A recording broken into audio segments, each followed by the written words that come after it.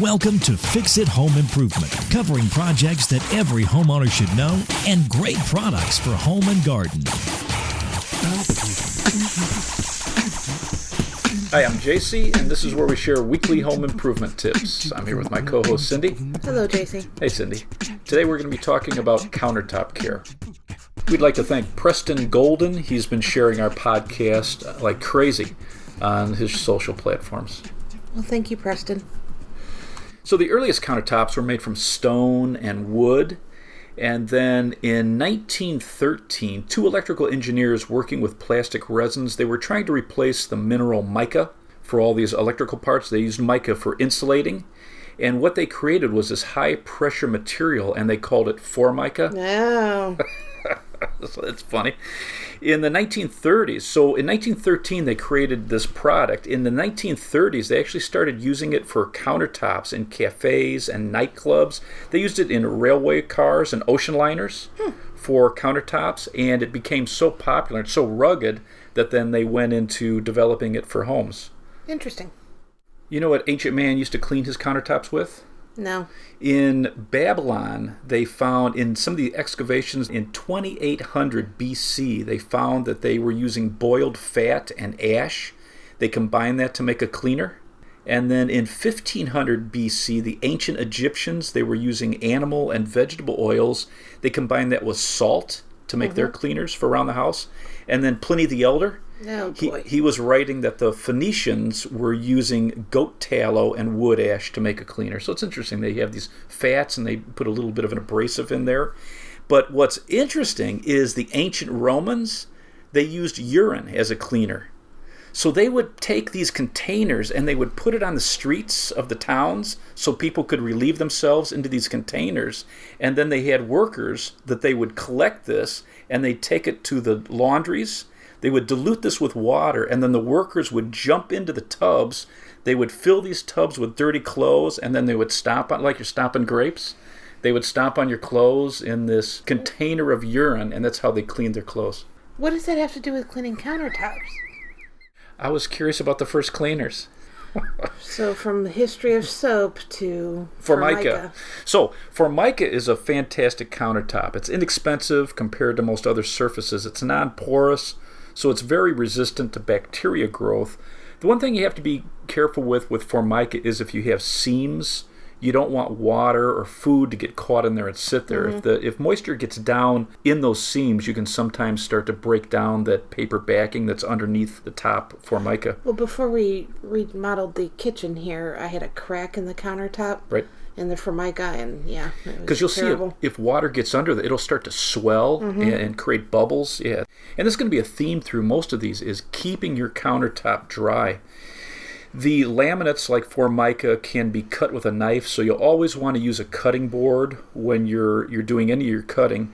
And laminates will melt at anything over around 275 degrees. So you always want to set a hot pot or pan on a trivet or a hot pad. And those trivets are usually a round piece of metal or cork. In fact, cork trivets, cork is pretty amazing. The cork cells inside the cork itself are 90% air, and it will compress almost in half.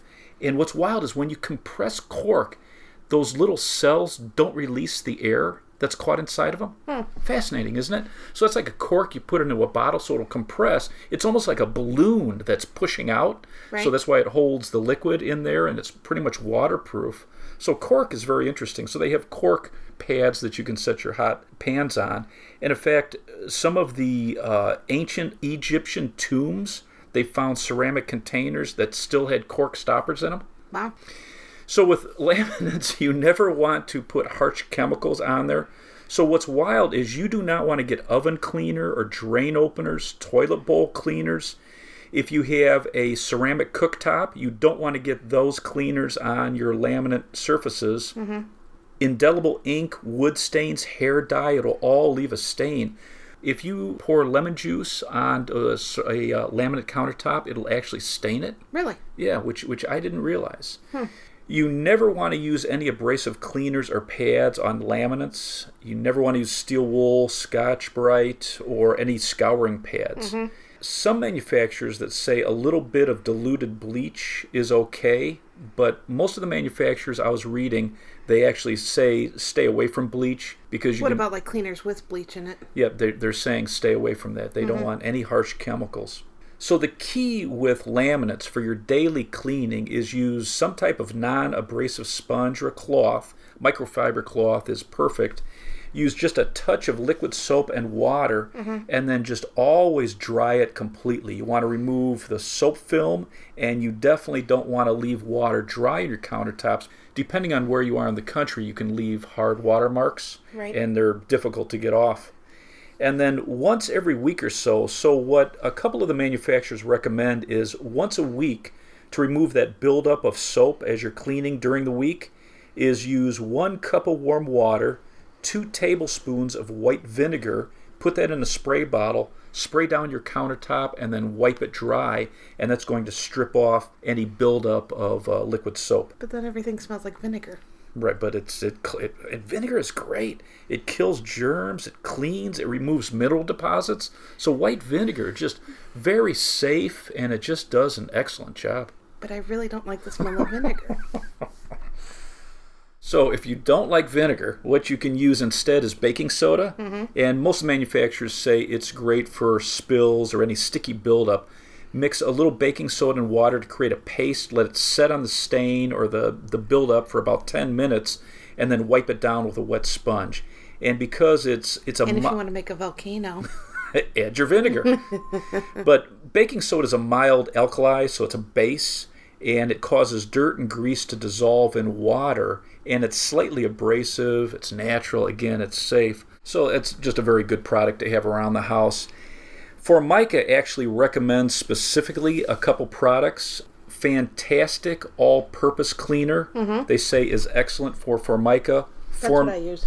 Formula, how's it work for you? It's great. I love it. Formula 409, and then the original formula of Pine Sol. Right. They say are the best formulations to maintain and clean your Formica. Which I've used all of them. They all do a great job. And then to protect your laminates, you should use a special laminate wax. It's going to put a thin protective layer on it or some type of laminate polish. So I've never heard about this before. Yeah, which is interesting. So Formica actually recommends to use Hope's Perfect Counter Polish, and that's HOPES. Which I've used the Hope's glass cleaner before. Yeah, they've got a couple nice products that are rated very high.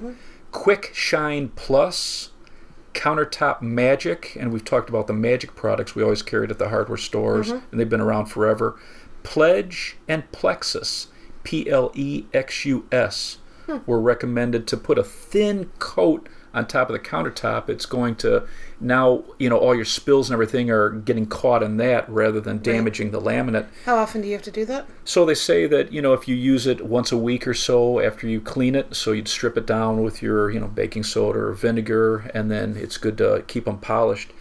What's interesting is they actually highly recommend the Jubilee Kitchen Wax, and we used to carry that at the hardware stores, and then they discontinued it.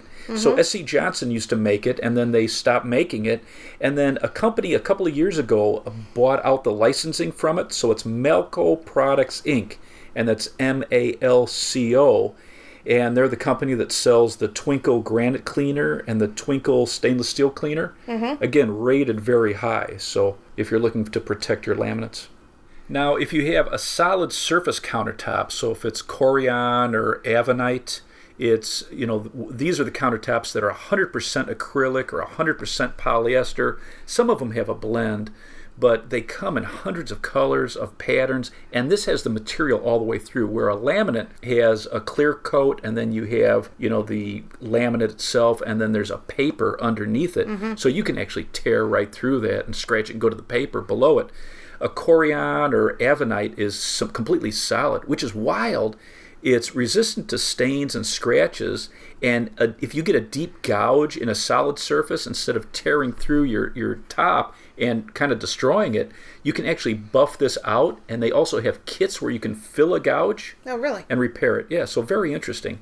You don't want to put hot pots on this. You don't want to use strong chemicals on this. Most of these manufacturers of the solid surface countertops say do not use window cleaners. And then for this too, you don't want to cut up the surface. So always use a cutting board, use a trivet. Interesting thing about solid surface countertops is you can use CLR or lime away if you have hard watermarks on it, which you can't do on laminates or stone or marble. Right. So you really need to know what type of countertop you have and what you can use on it.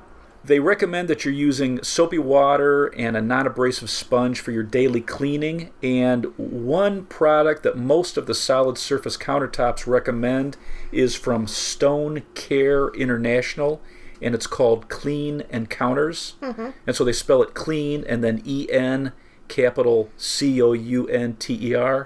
So Cute. And this is recommended for granite, marble, stone, concrete, laminate, so very, very highly rated product.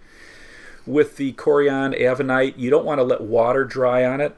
Again, you're going to leave these watermarks. How can you tell what kind of countertop you have? You know, sometimes it's hard. Like with a lot of the laminates, you can tell sometimes by the corners where you can see where they pieced an edge to the surface. But some of these new laminates, they're doing just a beautiful job. Underneath, a lot of times, if you see underneath the lip of your countertop, you can see that it's a paper or a different, a thin wood, where these solid surface are going to be that same material all the way through.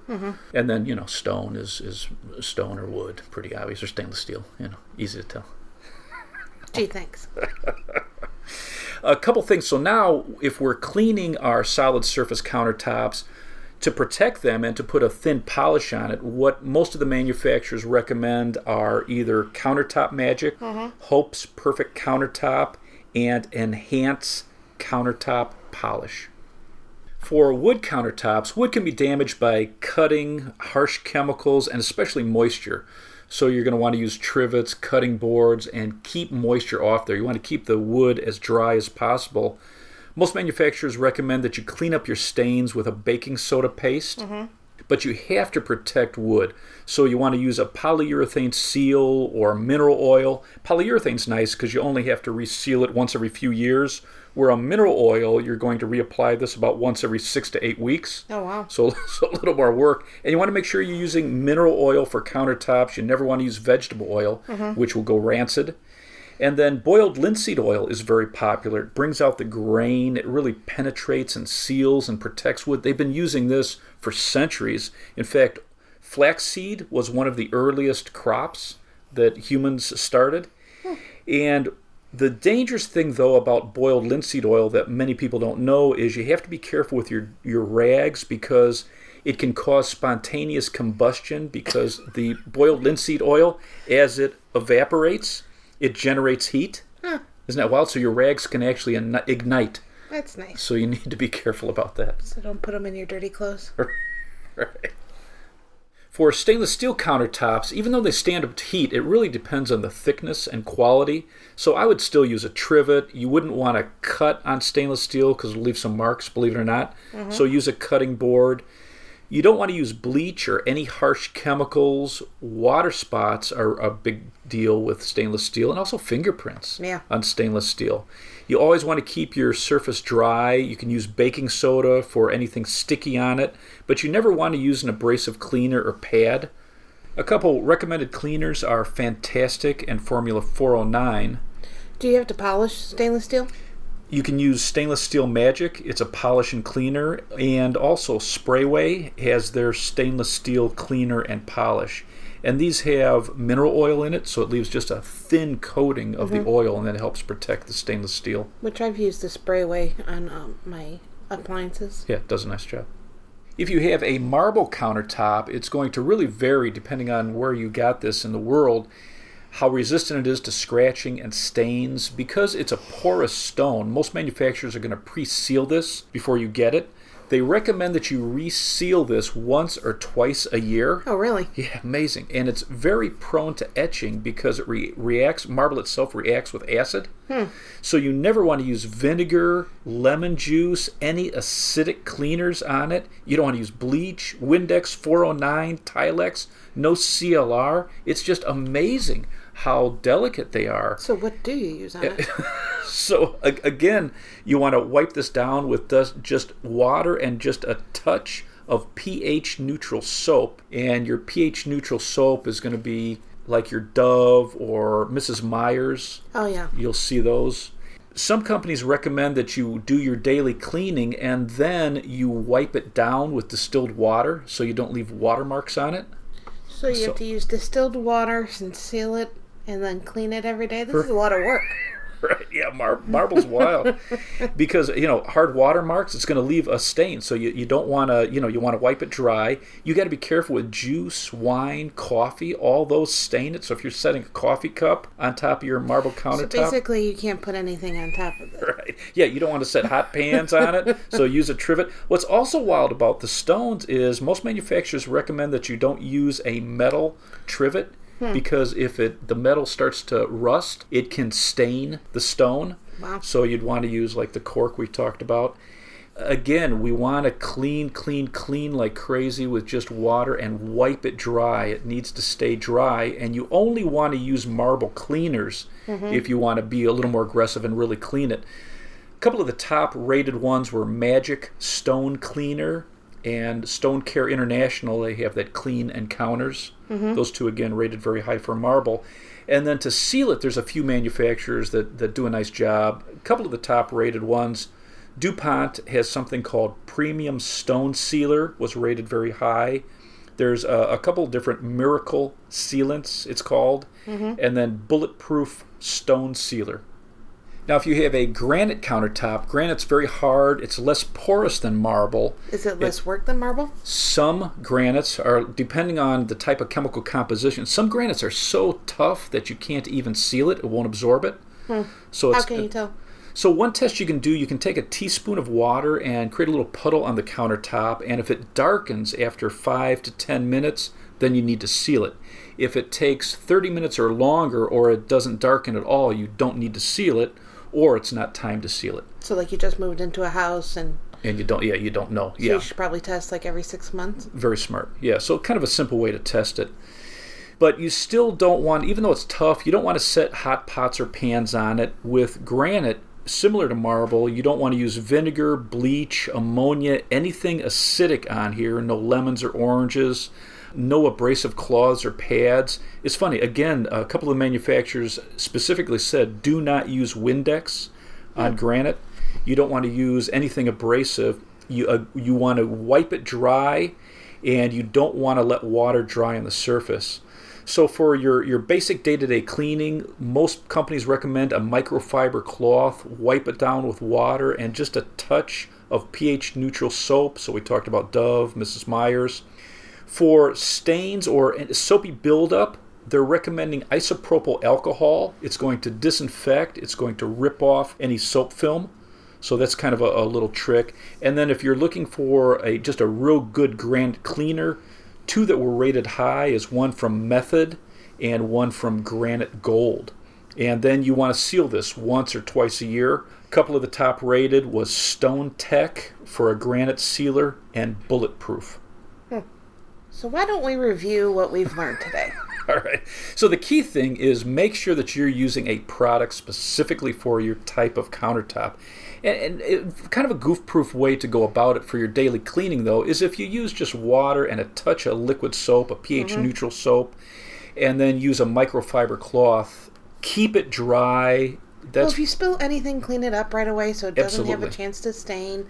Even when you're chopping up vegetables or anything and you get some stuff onto the countertop, if you let it sit there, it's going to stick, and then, you're going to have a problem. And if you do have something stick on it, for most countertops, again, baking soda, create a paste and buff it out, get it dry right away. Use a cutting board and a trivet. And then my mom used to freak out My dad used to cut bread right on the countertop. Yeah, crazy. Well, it's amazing how almost every manufacturer says no matter what the countertop is, do not cut on the countertop. Because who does that? Right, your dad. And then kind of the key thing is put a polish on it once in a while, and it's going to help prolong the life and make your countertop look better. So you should have a daily routine of just wiping down your countertop, and then what I do is once a month I remove everything from the countertop. I use a 409 or Fantastic cleaner and clean everything, because a lot of times people just, move the stuff that's sitting on the countertop. We don't actually remove everything. Right, and then you get stains there. Well, and there's a ton of stuff that ends up underneath all that. Right, exactly. So you're just kind of moving the dirt from one area of the countertop to the other unless you remove everything. There you go. So just have a good routine. Absolutely. So let's wrap this up. If you'd like to subscribe, you can subscribe on iTunes or Stitcher. If you enjoyed it, please leave us a review. You can check out our home improvement videos on our YouTube channel, Fix It Home Improvement. And you can subscribe to that as well. If you'd like to email us, you can email us at fixitpodcast@gmail.com. Thank you for listening. Talk to you next week.